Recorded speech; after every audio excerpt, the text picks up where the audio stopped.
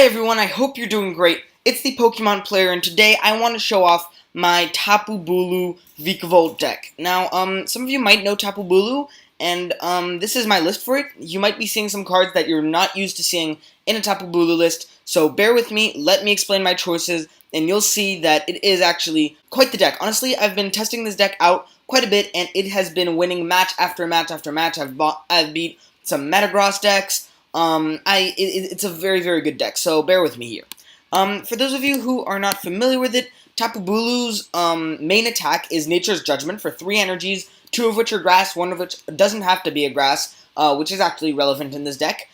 You may actually discard all of them and deal 180. That's what you're going to be doing most of the time, and then some of the time you will also not discard any of them and just deal the 120 damage that supplies, depending on, how strong the Pokemon that you're trying to knock out is. Now, the question is, how can we consistently get those energies back on so we can consistently discard these 3 energies and get the 180 damage? And that is where Vikavolt comes into play. Vikavolt has an ability where it allows you to attach a grass and a lightning energy from your deck, onto any of your Pokemons every single turn. So you do that, and then you add another grass from your hand, and you get 2 grasses, 1 lightning, and you can use this attack every single turn. That's about it. That's about it for the basic idea of the deck. So what you're gonna want to do is run a fair amount of lightning energies and grass energies, and then run a couple extra grass because you want to be attaching those grass from your hand. And that's about it for the main idea of the deck. Now let me explain my card choices. We're playing 3 Tapu Bulu. He is our main attacker. What there is to notice about Tapu Bulu, though, is that his GX attack is decent, but it's really not great. We've seen much better GX attacks in the past. 150 damage is really not that good, and even though it heals him entirely, we're in a meta where players set up and have decks that generally will be one-shotting you, so fully healing only 180 HP Pokemon is really not that helpful. So we'll be looking throughout this deck list for better GX attacks to be using. That's where our first little tech here comes in, Tapu Koko. Now, Tapu Koko has a couple good advantages.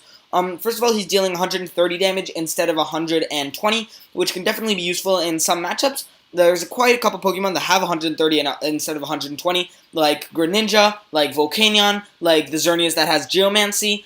Even though, of course, you can hit that number with Tapu Bulu by discarding the energies, going all the way of discarding the energies and having to reload them every turn and all that, only to deal the extra 10 damage that you're missing, is kind of a waste. So, Tapu Koko can definitely come in handy here. And as you can tell, 2 lightning, 1 colorless. It's the exact same thing as Tapu Koko and as Tapu Bulu, except you add 1 lightning from your hand instead of 1 grass. What we're really playing Tapu Koko for, though, is the 2 other parts of his card. First of all, the GX attack does 50 damage times the amount of energies on your opponent's field. So as soon as your opponent has a decent amount of energies on his field, now this is an actually good GX attack to use. This will get you a big one-hit KO. But the big problem with Tapu Bulu really is that 180 damage, even with the Choice Band, isn't hitting all the numbers that the meta is offering to you. And Tapu Thunder GX can. Sometimes, just with 5 energies on the board, you're dealing 250 damage, one-shotting literally anything that can stand in your way, so that can definitely be helpful in a couple different matchups. I'm thinking particularly of Metagross. For those of you who aren't familiar with this deck, it's supposed to have a very difficult Metagross matchup because Metagross deals 150 with the Choice Band, one-shots Tapu Bulu, and Tapu Bulu, even with the Choice Band, doesn't one-shot Metagross back. But this deck aims to be able, in fact, to beat the Metagross matchup. So, our first thing is, yes, let's keep on discussing the fact that Tapu Bulu deals 180 damage, and even with a Choice Band, which I'll be showing in a minute, can only go up to 210. And that's not enough to one-shot Gardevoir, that's not enough to one-shot a whole bunch of different Pokemons that you will be meeting. Thus, we run here Tapu Koko. Tapu Koko, 2 energies. We're not running double colorless in this deck, but we are running efficient ways of accelerating energy. So just 1 Vikavolt ability, and that Tapu Koko is ready to go, and he deals 20 damage to each of your opponent's Pokemon.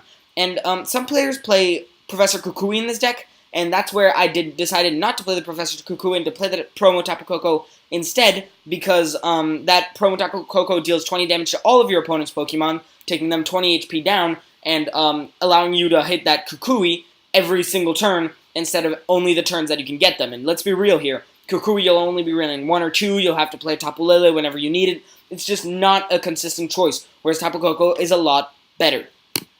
Then we've got Vikavolt. 3-1-3 line of Vikavolt. I already explained his purpose. He's there to help accelerate. There's no real discussing the thickness of the line. You need a consistent line of this Vikavolt to get him out as fast as possible, but we are running 4 rare candies, so we don't need that many Charger Bugs. We are looking for speed.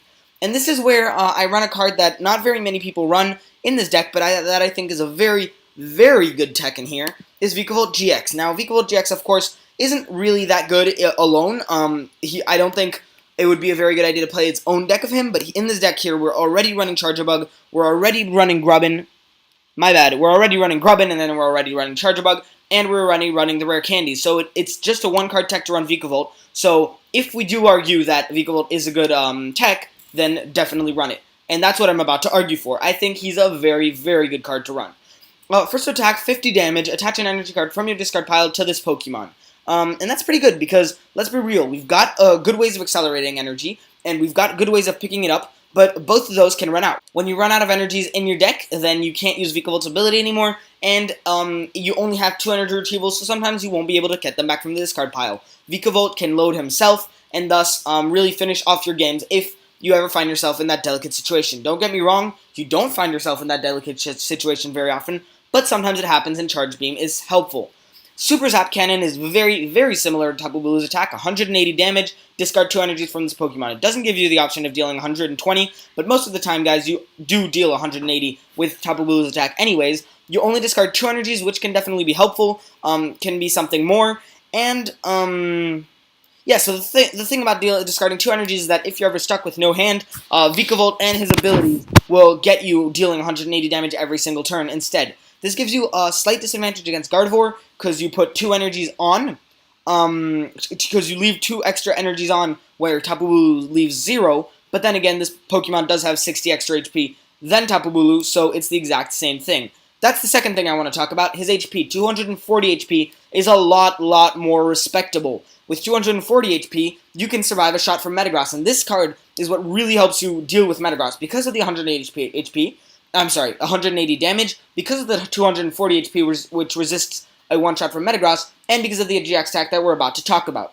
GX attack. It's our second good GX attack in this deck, and honestly, it's a very good GX attack. It's definitely helpful. It's similar to Tapu Koko's attack, except it deals 60 damage to each of your opponent's benched Pokemon. And this allows you to, if you, given you do Guzma up some worthless Pokemon, or find some way of not having an important Pokemon to deal 60 damage to in the active, you can deal 60 damage to all of your opponent's Pokemons, and that puts them all, supposedly, in the range of Tapu Bulu's attack, because Tapu Bulu and a Choice Band is 210 damage, plus the 60, and you're at 280. Nothing survives that. Gigatron GX does allow you to hit the numbers. And if you happen to Gigatron GX and then Tapu Koko, which don't get me wrong, it will be a little hard to pull off, it won't happen every time, but if you do, then you don't even need a Choice Band on the Tapu Bulu, and you're one-shotting with 180 HP and 180 damage from Vikavolt or from Bulu. Overall, this Vikavolt GX is really, really good tech in this deck. I mean, it goes with the whole idea of the deck, discarding energies, dealing massive damage, and so I definitely think it's a good idea to run, even just as a last resource. We are running also 2 Tapu Leles. I'm going to talk about the Espeon in the end. 2 Tapu Leles because, I don't know, we don't really need 3. I like to run 2 these days in my decks because, you know, it's generally helpful. I've never found myself to need a third one or to have the space for a third one, really. And then a 1-1 Remoraid Octillery line. If you really prefer running thicker lines of your Octilleries because you're afraid of having them prized, then please do so. But honestly, you don't get that prized very often, and when you do, you can live without it. I like to run 1-1 because it doesn't take that way too much space, and don't get me wrong, Octillery is extremely helpful in the game, but I don't really see the need to run any more than that.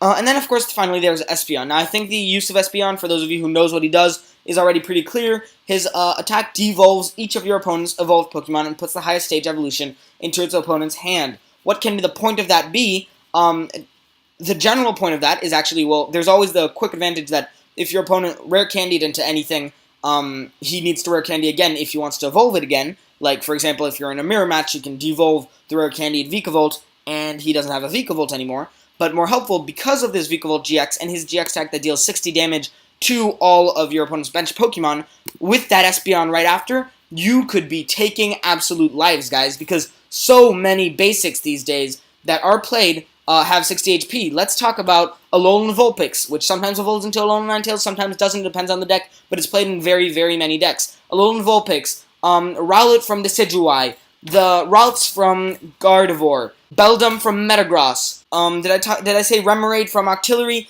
There's so many of these 60 HP Pokemons all over the place. So you Lysander up some, I don't know, Tapu Lele or whatever that doesn't need their 60 damage on there. You deal 60 damage to the whole bench with Vikavolt, and then sometimes you'll do Espeon, and you will clear your opponent's board. You'll take like 3 or 4 prizes in the turn, you will take out their Octillery, you'll take out their attackers, you'll take out their support Pokemons, you'll be completely cleaning your opponent's board. Sometimes this Espeon will absolutely change the game, so I think it's definitely a great idea to run him. That is provided, of course, that you do run Vikavolt GX. If you decide not to run Vikavolt GX, which is not my opinion, but you can choose not to do so, then definitely it's not a good idea to run Espeon EX either. We're running 2 Energy Recyclers. I mentioned them before. This deck has pretty good synergy because Vikavolt attaches to Tapu Bulu and Tapu Bulu attacks by discarding. The only problem is you need the one card that gets the cards from the discard pile, the energies from the discard pile, back into the deck so Vikavolt can use his ability again, and that's what Energy Recycler does. Item card shuffles 5 basic energy cards, which is all we're playing, into your deck, so you have 2 of those, and you get your deck rolling nice and smoothly.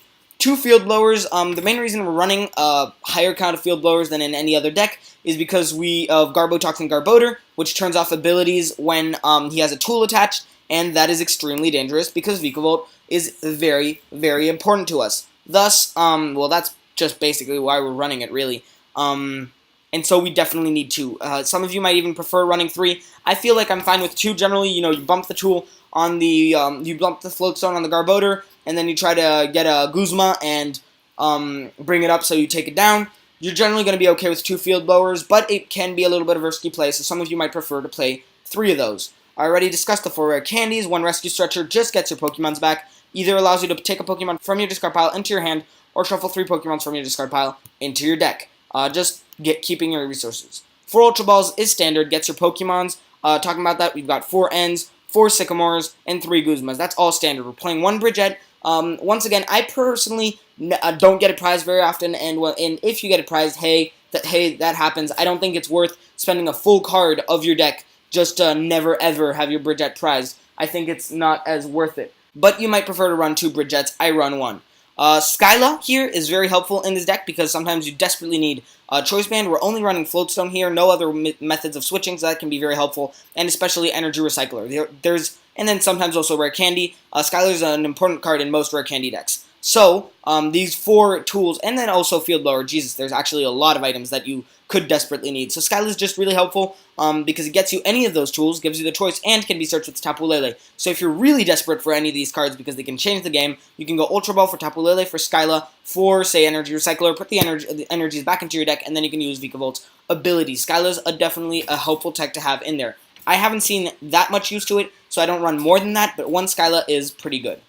2 Choice Bands, we've already discussed the numbers with Vikavolt. We definitely need the Choice Band to be able to hit our numbers. 2 Floatstones because they're our only mean of retreat, except Tapu Koko, which I'll discuss in a minute because I'm talking about these Floatstones.